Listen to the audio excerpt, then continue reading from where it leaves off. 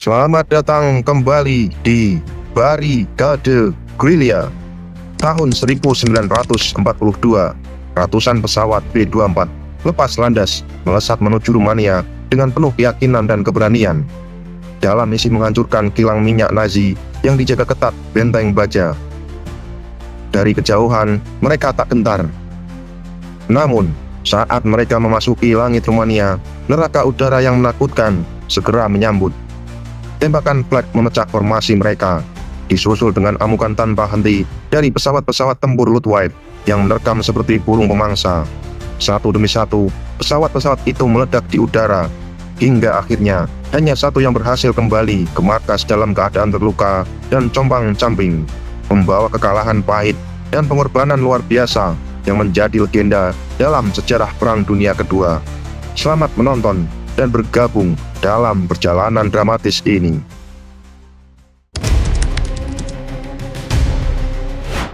Pada masa Perang Dunia Kedua, ladang minyak di Ploiesti di Rumania merupakan salah satu yang terbesar dan paling produktif di dunia. Sebelum perang dimulai, Ploiesti telah terkenal karena kontribusinya yang signifikan terhadap produksi minyak Eropa. Dan selama perang, kilang minyak di Ploiesti menjadi pusat vital bagi upaya perang Jerman.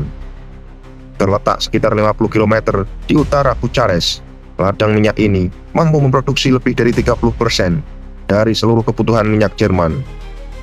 Tanpa suplai dari Ploiesti, kekuatan militer Jerman seperti kendaraan lapis baja, pesawat tempur, dan kapal perang akan mengalami kelumpuhan. Oleh karena itu, perlindungan terhadap ladang ini menjadi prioritas utama bagi Jerman yang melihatnya sebagai jantung energi dari kampanye perang mereka.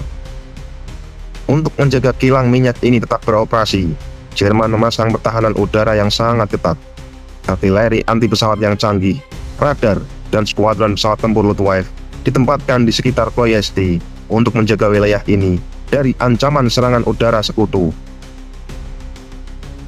Intelijen sekutu telah mengakui betapa kuatnya sistem pertahanan di Ploiesti. Ini bukanlah target biasa, ini adalah benteng minyak yang dikelilingi oleh lapisan pertahanan berlapis-lapis. Bagi sekutu, serangan terhadap Ploiesti bukan hanya soal menghancurkan kilang minyak, tapi juga soal melemahkan infrastruktur ekonomi Jerman secara signifikan. Pada tahun 1942 dan 1943, ketika Sekutu Barat mulai memperoleh keuntungan strategis dalam pertempuran melawan Poros, mereka memahami bahwa menghancurkan kemampuan produksi minyak Jerman dapat mempercepat kekalahan Nazi. Serangan terhadap Ploiesti dirancang untuk menghancurkan kapasitas produksi minyak yang sangat penting, sehingga menghentikan aliran bahan bakar ke front-front penting seperti front timur dan Afrika Utara. Strategi sekutu bergantung pada penggunaan serangan udara jarak jauh, memanfaatkan pesawat-pesawat pengebom berat seperti B-24 Liberator yang terkenal karena daya jelajahnya yang jauh. Serangan ini diharapkan akan menimbulkan kerusakan yang tak dapat diperbaiki dan memaksa Wehrmacht untuk mundur dari beberapa operasi besar akibat kekurangan bahan bakar. Serangan terhadap Ploiesti bukanlah serangan yang pertama kali dilakukan terhadap kilang minyak di Rumania. Sebelumnya, serangan udara terbatas oleh RAF atau Royal Air Force pada tahun 1942 telah menguji kemampuan pertahanan udara Jerman di wilayah ini, meskipun hasilnya kurang memuaskan. Oleh karena itu, Sekutu ingin memastikan bahwa operasi Tidal White dilaksanakan dengan skala lebih besar dan dampak lebih signifikan. Dalam merencanakan serangan ini, Sekutu memahami bahwa ini adalah salah satu operasi udara yang paling berisiko tinggi selama Perang Dunia Kedua. Tantangan yang dihadapi oleh Angkatan Udara Sekutu tidak hanya mencakup jarak jauh yang harus ditempuh oleh armada pengebom, tapi juga pertahanan anti pesawat yang sangat kuat di sekitar kilang. Karena itu, mereka memutuskan untuk menggunakan pendekatan yang tidak biasa, yaitu pengeboman dengan terbang rendah, hanya sekitar 100 hingga 300 kaki dari permukaan tanah. Keputusan untuk melakukan pengeboman rendah muncul dari keyakinan bahwa terbang di ketinggian tinggi akan terlalu berisiko menghadapi artileri anti pesawat yang ditempatkan di sekitar Ploiesti. Serangan dengan ketinggian tinggi juga dikhawatirkan akan mengurangi akurasi serangan terhadap target vital, mengingat kilang minyak Ploiesti tersebar di area yang luas dan memiliki sistem pertahanan yang padat. Dengan strategi ini, pesawat pengebom P-24 Liberator diharapkan dapat menghindari deteksi radar lebih lama dan memiliki peluang lebih besar untuk mengebom target dengan presisi lebih tinggi. Pengeboman rendah ini akan memberi pilot pandangan langsung pada target, namun memiliki risiko yang tinggi. Terbang rendah membuat pesawat P-24 menjadi target mudah bagi pertahanan darat Jerman, terutama artileri anti pesawat, senapan mesin berat, dan bahkan pasukan infanteri yang dipersenjatai dengan senapan mesin ringan. Risiko lainnya adalah kesalahan navigasi yang bisa terjadi karena pesawat terbang dalam formasi yang ketat pada kecepatan tinggi dan ketinggian rendah, menambah kemungkinan kecelakaan antar pesawat. Rute yang ditempuh oleh armada P-24 tidaklah mudah. Selain menghadapi jarak lebih dari 2000 km, pesawat-pesawat ini harus melintasi wilayah-wilayah yang dijaga ketat, termasuk wilayah udara di Balkan. Setiap navigasi yang salah bisa membawa pesawat ke dalam wilayah musuh yang mengancam jalannya operasi. Untuk mengatasi tantangan ini, navigator pesawat dilatih khusus menggunakan teknik navigasi visual dan terbang rendah mengandalkan landmark alam seperti gunung dan sungai. Namun, penggunaan navigasi visual pada ketinggian rendah juga menambah risiko. Pesawat harus tetap berada dalam formasi yang ketat untuk menghindari kesalahan penyerangan. Tapi terbang rendah dengan jarak yang sangat dekat di antara pesawat-pesawat besar ini membutuhkan keterampilan luar biasa dari para pilot. Setiap formasi dipimpin oleh pesawat Pathfinder yang bertanggung jawab untuk memandu seluruh kelompok menuju target. Kesalahan kecil oleh Pathfinder bisa menyesatkan seluruh armada. Armada yang terlibat dalam operasi Tidal Wave dibagi menjadi 5 kelompok pengebom utama, masing-masing dengan target spesifik di dalam kompleks Ploiesti. Komandan operasi Brigadir Jenderal Uzal N memberikan arahan rinci untuk setiap kelompok dengan tujuan agar serangan berlangsung simultan dan terkoordinasi. Elemen kejutan menjadi kunci, dan jika ada penundaan atau kegagalan koordinasi, operasi ini bisa berubah menjadi bencana bagi sekutu. Dengan mengerahkan 180 pesawat pengebom P-24 Liberator, dibutuhkan koordinasi yang baik tiap pesawat.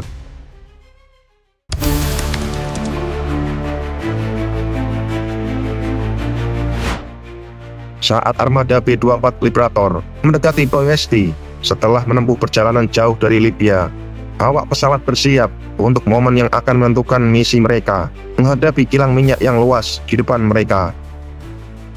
Para pilot mulai menurunkan pesawat ke ketinggian yang sangat rendah, hanya beberapa ratus kaki dari permukaan tanah. Pada ketinggian ini, mereka berharap dapat menghindari deteksi radar Jerman dan menekan waktu reaksi dari baterai anti pesawat di darat. Namun, begitu mereka mendekati Ploiesti, pertahanan udara Jerman segera bereaksi. Baterai Flak 88 yang dikenal karena daya tembaknya yang mematikan mulai menembakkan peluru-peluru anti pesawat ke arah pesawat-pesawat sekutu. Dalam hitungan detik, langit yang semula hening menjadi berubah seperti neraka. Dengan peluru-peluru berdesing di sekitar pesawat dan ledakan-ledakan besar yang menerangi langit, para kru P-24 bisa merasakan goncangan hebat setiap kali salah satu peluru meledak di dekat mereka, menambah ketegangan di kokpit dan kabin pengebom. Beberapa pesawat P-24 terkena tembakan langsung dari baterai flak. Salah satu pesawat yang dipiloti oleh Letnan Kolonel Edison Baker mengalami kerusakan parah setelah terkena ledakan besar yang menghantam bagian sayapnya. Meskipun sayap pesawat terbakar hebat, Baker dengan keberanian luar biasa tetap memimpin skuadronnya menuju target. Di dalam pesawat-pesawat ini, para awak pengebom terus berjuang melawan kerusakan yang semakin parah, sambil mencoba tetap berada di jalur menuju kilang minyak. Setelah menembus lapisan pertama pertahanan udara Jerman, armada P-24 menghadapi pemandangan yang menegangkan. Ladang minyak Ploiesti terbentang di depan mereka dengan asap tebal yang mengepul. Kelompok pertama yang mencapai kilang minyak Astra Romana, salah satu kilang terbesar di Ploiesti, mulai membuka palka bom mereka. Namun, pada saat yang sama, api dari pertahanan Jerman semakin intens. Pesawat pengebom yang dipimpin oleh Mayor John Gerstad dipenuhi oleh hujan peluru dari senjata anti pesawat di darat. Formasi pengebom yang seharusnya rapat mulai terpecah akibat manuver mendadak yang diperlukan untuk menghindari tembakan flak dan rintangan-rintangan lain, seperti menara-menara kilang yang menjulang tinggi. Pada saat itu, pesawat Gerstad terkena tembakan langsung di salah satu mesinnya, menyebabkan kebakaran yang tidak terkendali. Meskipun demikian, Gerstad tetap menolak untuk meninggalkan misi dan dengan gigih membawa pesawatnya langsung menuju target. Di atas kilang minyak Astra Romana, situasi semakin memanas. Para pilot harus bermanuver di antara menara-menara kilang yang besar dan kepulan asap yang menyesakkan pandangan.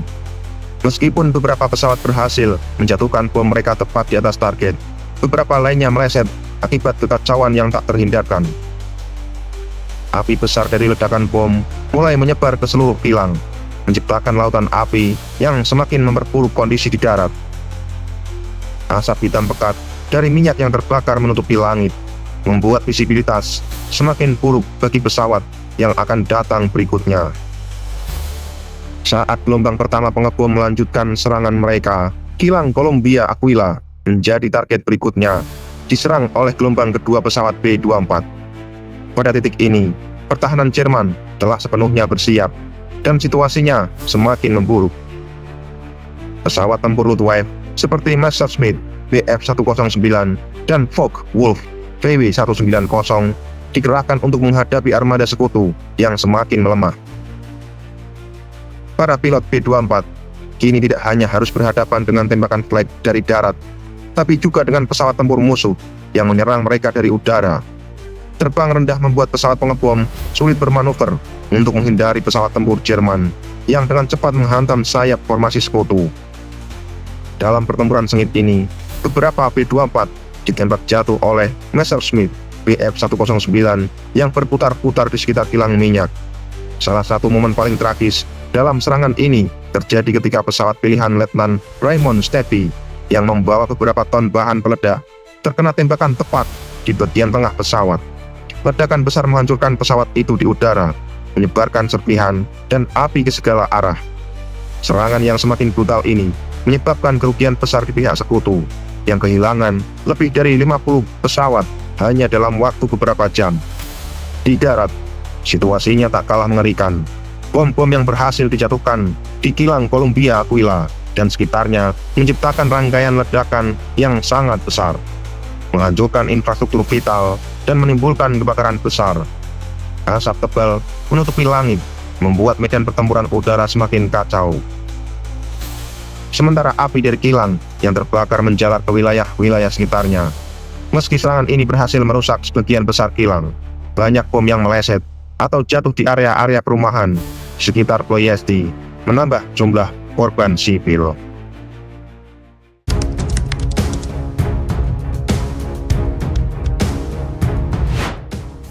Meskipun misi ini menghasilkan kerusakan yang signifikan pada fasilitas minyak Ploiesti, operasi di Delwife juga dicatat sebagai salah satu misi dengan kerugian paling tinggi bagi sekutu. Para kru pesawat yang tersisa berjuang mati-matian untuk bertahan hidup di tengah-tengah serangan sengit. Banyak dari mereka harus membuat keputusan sulit, seperti melanjutkan misi meskipun pesawat mereka rusak berat, atau mencoba menyelamatkan diri dengan cara terjun payung. Dengan risiko tertangkap oleh pasukan darat Jerman, harapan mereka mulai pudar di tengah hujan peluru yang menghujani dari atas dan bawah.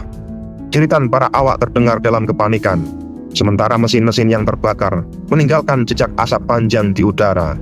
Namun, dari reruntuhan kehancuran itu, hanya satu pesawat B-24 yang berhasil bertahan.